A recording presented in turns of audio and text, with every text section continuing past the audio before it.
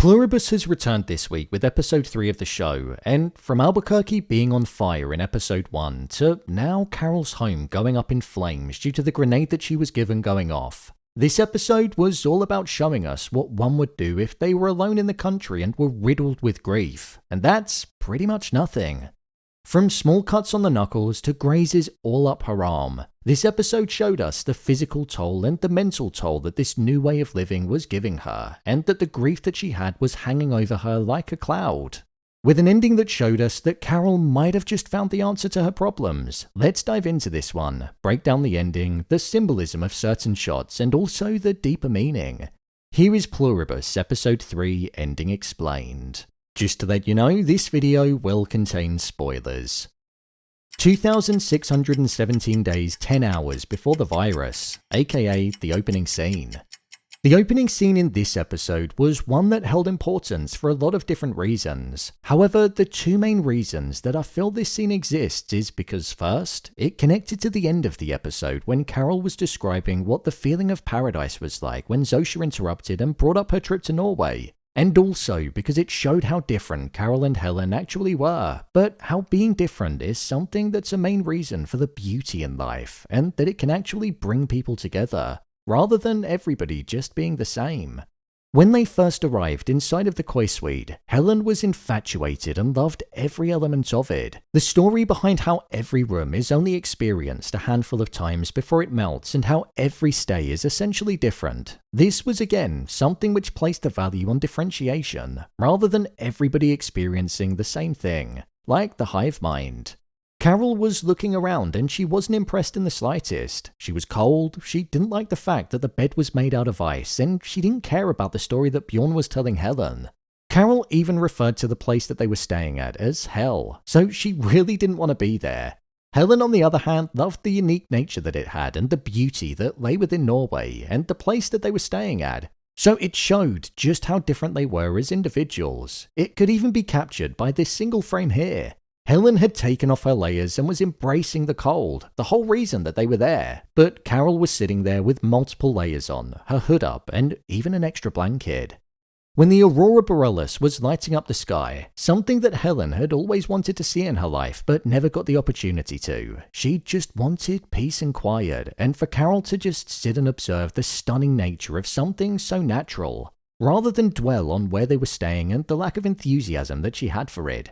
Prior to that moment though, Carol was actually thinking about her novel and where it sat in the ranking. It was a bestseller and it made it into the top 20. However, Carol wasn't satisfied with that, showing that even though she had success, she wasn't allowing herself to bask in it and to take a moment to appreciate it. She still wanted better and more.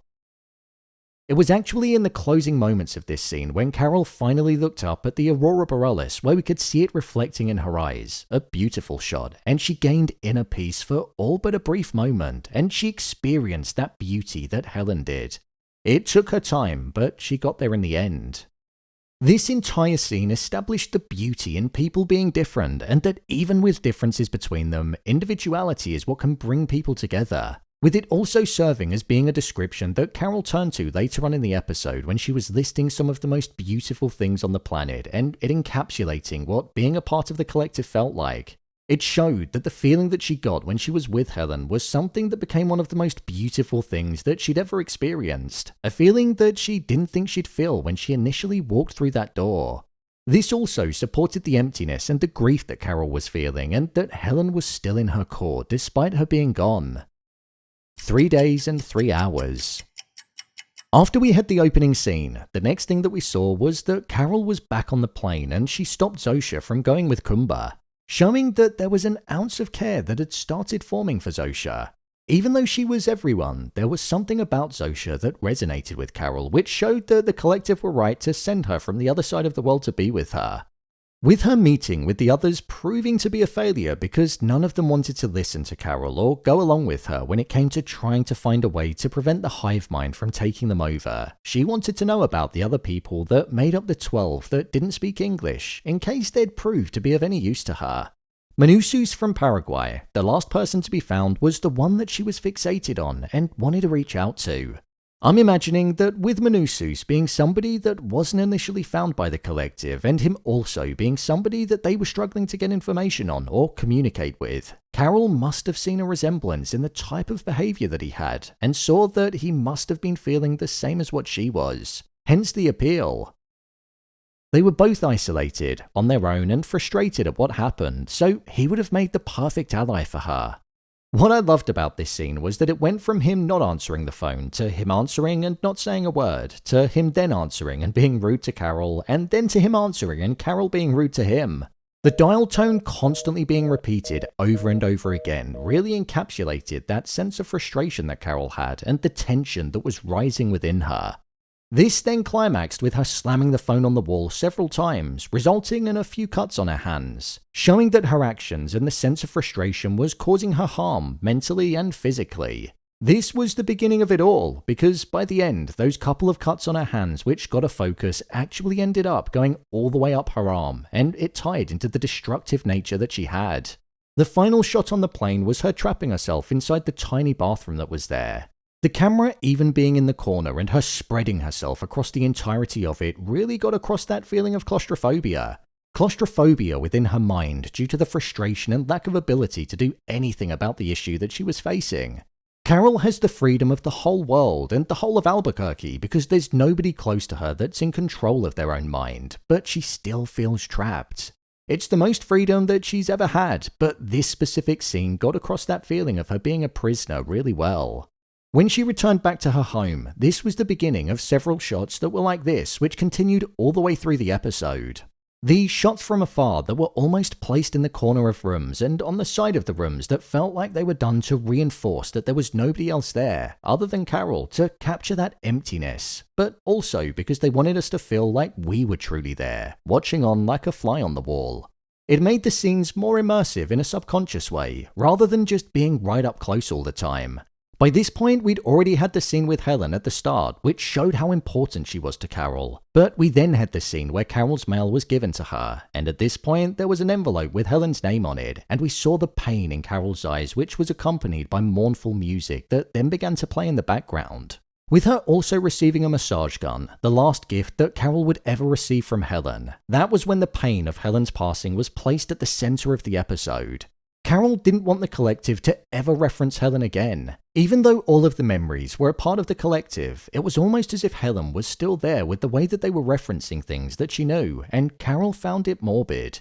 With the transition from the window being out of focus to us then seeing the grave with the singular flower, it cemented how much Helen's loss and the grief that Carol was going through would be at the core of this episode. The cuts on her knuckles whilst getting across the physical pain that she was in, with it getting a close-up shot in this specific scene, it also highlighted the mental pain that she was suffering as well. 4 days and 12 hours. The next part of the episode was set just over 24 hours later, and we saw the reality of what somebody would actually be doing in the situation where they were left on their own and were mourning the love of their life. Nothing. They'd wallow in self-pity and grief and find themselves on the couch not truly knowing what to do. Probably feeling the pain even more because there'd be no true distractions and nobody to actually speak with to help with the grief. This is what Carol was doing. She was watching DVDs of Golden Girls because the likes of streaming and satellite TV wouldn't be working. Carol wasn't laughing at the show along with the laugh track, showing that she wasn't interested in what she was seeing and that it was almost on just to fill the void of the emptiness and silence that was present. Something that many of us do. There was this gorgeous shot that I have to call out when the camera moved across Carol and we got the reflection of the TV on the back of the disc. It was one of the cleanest, glossiest and smoothest shots of the entire episode in my opinion. This again reinforced the grief and loss that Carol was experiencing, but at the same time it was also brought to light when the photo of Helen and Carol looking happy together was center frame as Carol was telling Zosia again to keep Helen's name out of her mouth. There was an interesting moment that occurred during this time period as well, and it was where we saw an animal for the first time. Just a pigeon flying in the backyard when Carol took out the trash. There was something about this scene that really stood out to me. We saw an untouched life, a pigeon, something that's perceived to be a nuisance ordinarily. But in this world that was now silent and still, the beauty of individuality, even in the sense of an animal, was something that stood out to me. Carol went to the supermarket with the intention of buying food and stocking up the fridge, and there was this behaviour that's ingrained within most humans, which Carol did, which I thought was quite funny. What it specifically got across was that we're creatures of habit, even when everything around us can change.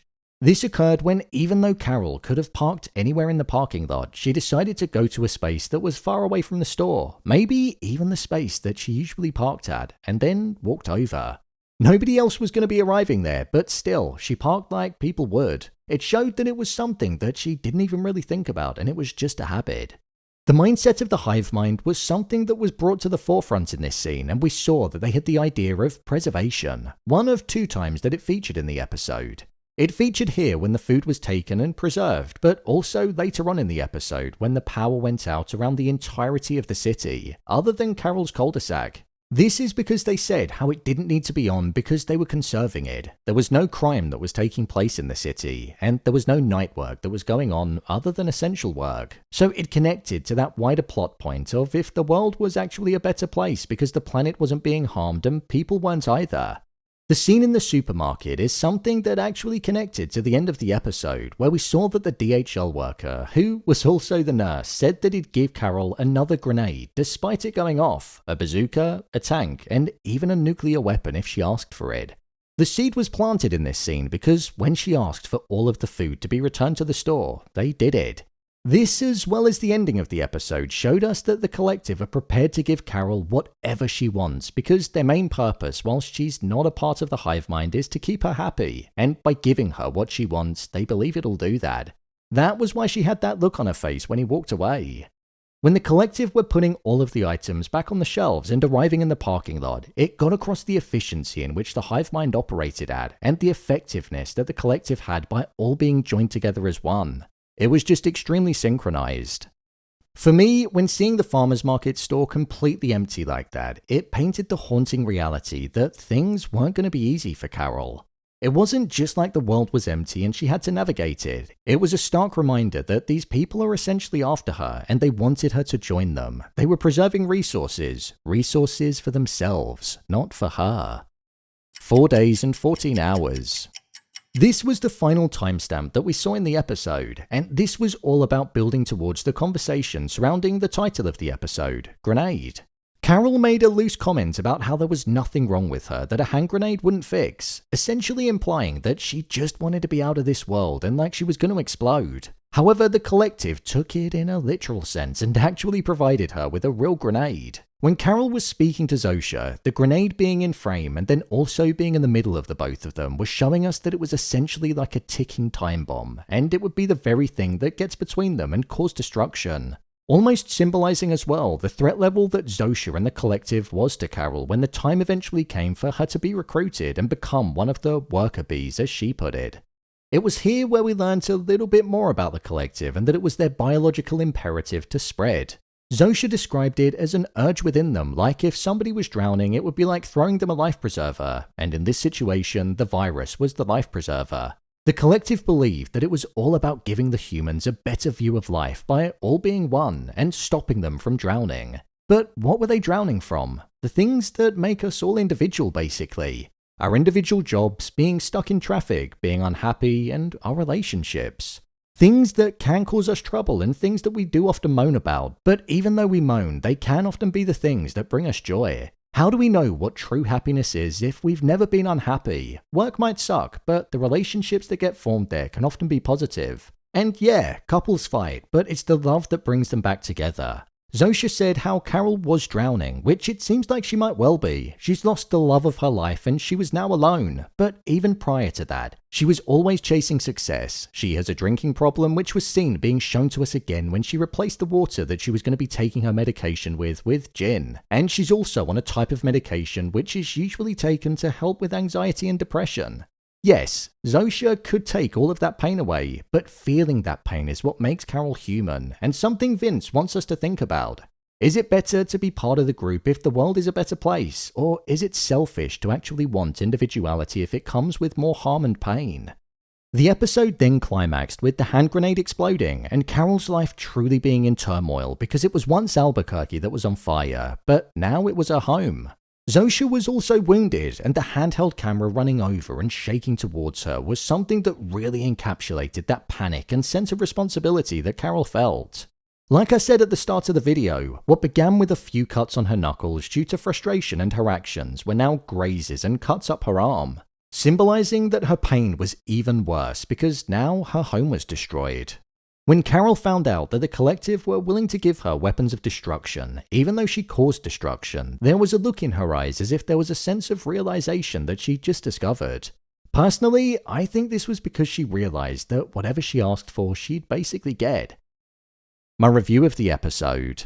I thought this was a fantastic episode and a great way for the show to continue on after giving us two very strong ones during its premiere. This was a much shorter episode and one that was far more intimate than what the first two were, and I thought it worked really well. Carol was made out to be quite unlikable by the end of the second episode, but I thought this did a good job at grounding her and allowing us to have a bit more one-on-one time with her as we saw the emotions that she was going through. The way that grief was handled was done really well. We're seeing the grieving side of Carol where she almost doesn't want to be reminded of Helen in any way whatsoever because it's simply too painful. I thought the opening scene lent itself well to that, and I loved how it shone a light on how the individuality of people is often what makes them human, and that we can get on with one another even though we're different. We don't all have to be the same. It was a relatively slow-paced episode and one that allowed us to almost take a step back and breathe, which I think worked really well. The slow-paced nature of it allowed us to build towards the crescendo in the most appropriate way possible, so when that grenade eventually went off, the loudness and destructiveness of it landed in multiple different ways, hitting all the senses. Rhea Seehorn continued to deliver as Carol and perfectly encapsulated the absolute nothingness that one would do when given all of that space. This isn't an outbreak of a virus where people go roaming around the city to look for safe haven or other survivors. She knows that she's on her own and that she's got everything she needs by just dialing 0 and asking, so it's quite humorous to watch. The shots that are in this show never cease to amaze me. The sheer space and amount of room that they manage to get in frame blows my mind every single time, and it just looks absolutely gorgeous. I love the fly-on-the-wall element that it has and the environment almost being this extra character in the story. It's just a beautiful skill to be able to capture it like that. Vince Gilligan hasn't missed with this, and I can't wait to see the direction that it's going to go in. We're 3 episodes in, and this already has the signs of a masterpiece.